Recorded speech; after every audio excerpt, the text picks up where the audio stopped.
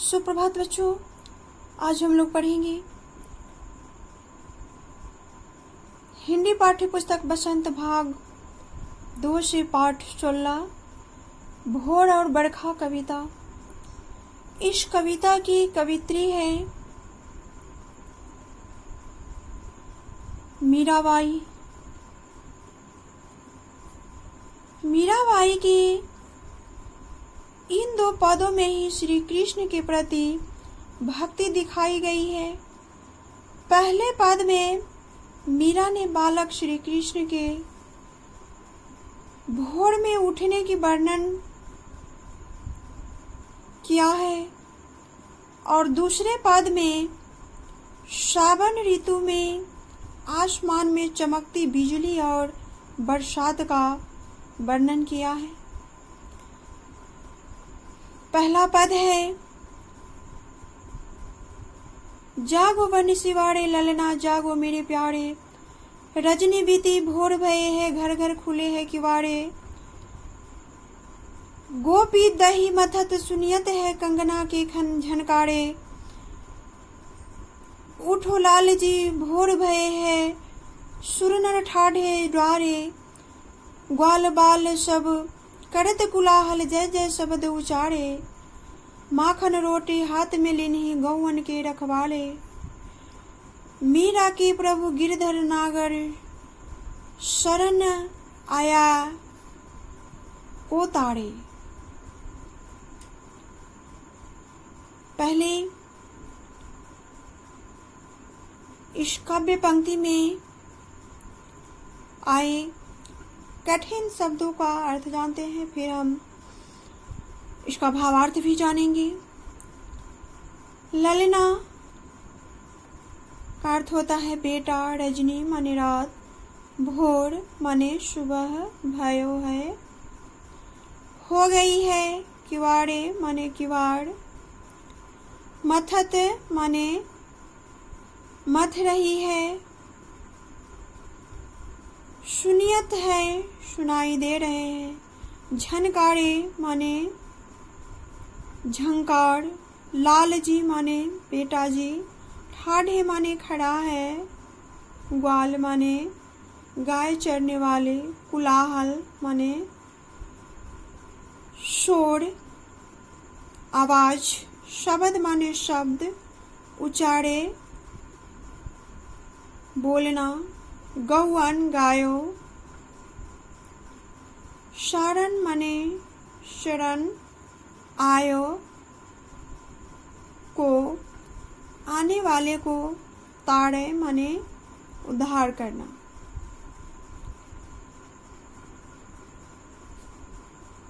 कविता के भावार्थ इस प्रकार है। प्रस्तुत पद हमारी पाठ्य पुस्तक बसंत से उद्धृत है। भोर और बरखा नामक कविता से उद्धृत इस पद में मीराबाई ने ब्रजभूमि की भोर का वर्णन करते हुए वह आगे वर्णन करती है कि प्यारे बेटे मेरी राज दुलारे, भोर हो गया है अर्थात सुबह हो गया है, उठ जाओ मेरे प्यारे श्री कृष्ण, जग जाओ, रात बीत चुकी है, अब सुबह हो गई है। सभी घरों के दरवाजे और खिड़कियां खुल गई है, गोपियां अपने अपने घरों में दही मथने में लगी हुई है, दही मथते हुए उनके कंगनों की टकराहट की झंकार सुनाई दे रही है। मीरा जी कहती हैं कि हे मेरे लाल, मेरे पुत्र कृष्ण, मेरे बेटे उठ जाओ, सुबह हो गई है। सुबह की पवित्र बेला में ही सभी देवता नर दरवाजे पे खड़े हैं। ग्वाले भी सुबह सुबह जय जय शब्दों का उच्चारण करके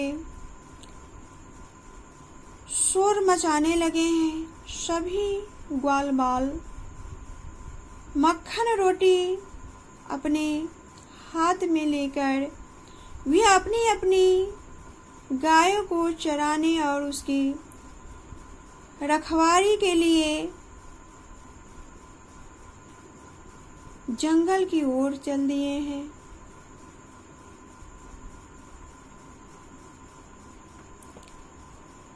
मीराबाई जी कहती हैं कि उनके प्रभु श्री कृष्ण अपनी शरण में आए हुए भक्तों का उद्धार करते हैं।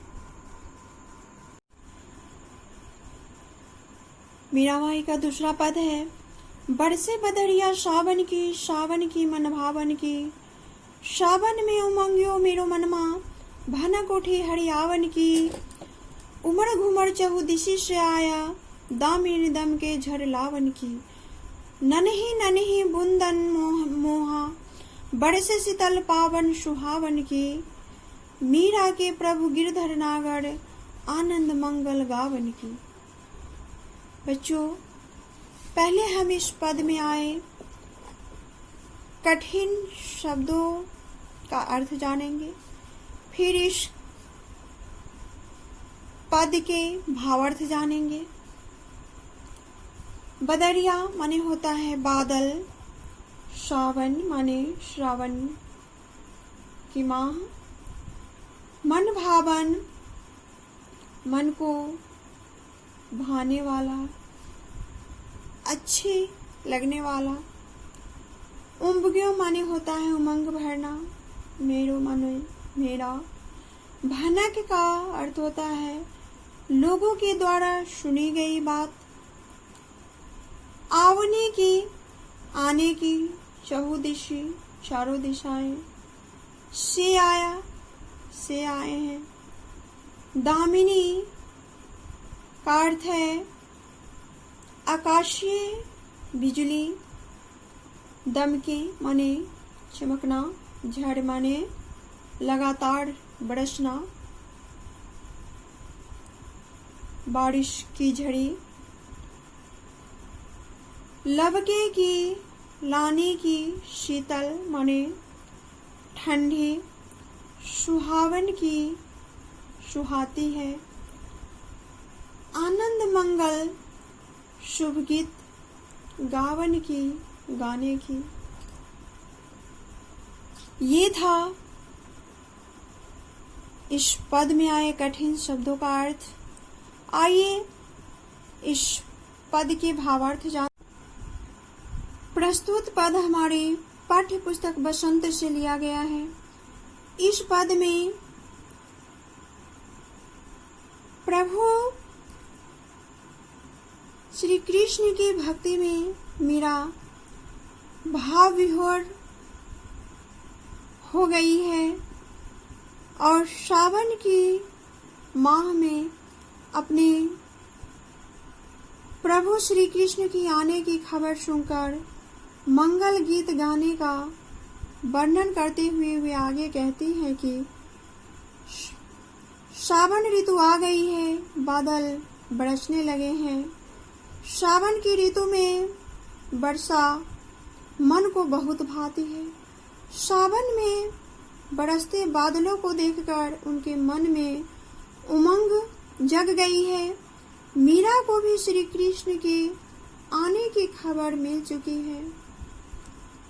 आसमान में बादल आ आकर घुमर घुमर कर चारों ओर वर्षा कर रहे हैं।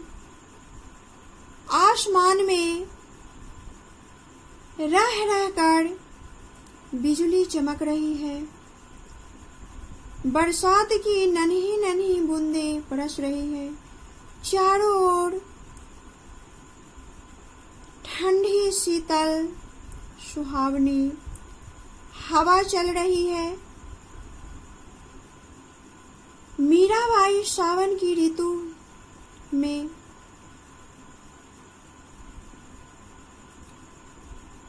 बादल बरसने और बिजली चमकने एवं प्रभु श्री कृष्ण के आगमन पर शुभ मंगल गीत गा रही है।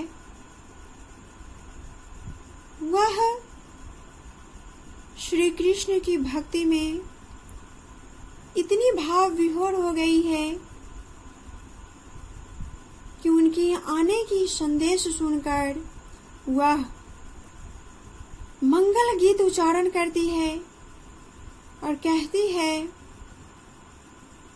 इस पद के माध्यम से अपनी भावनाओं को व्यक्त करती है कि मेरे प्रभु श्री कृष्ण आने वाले हैं।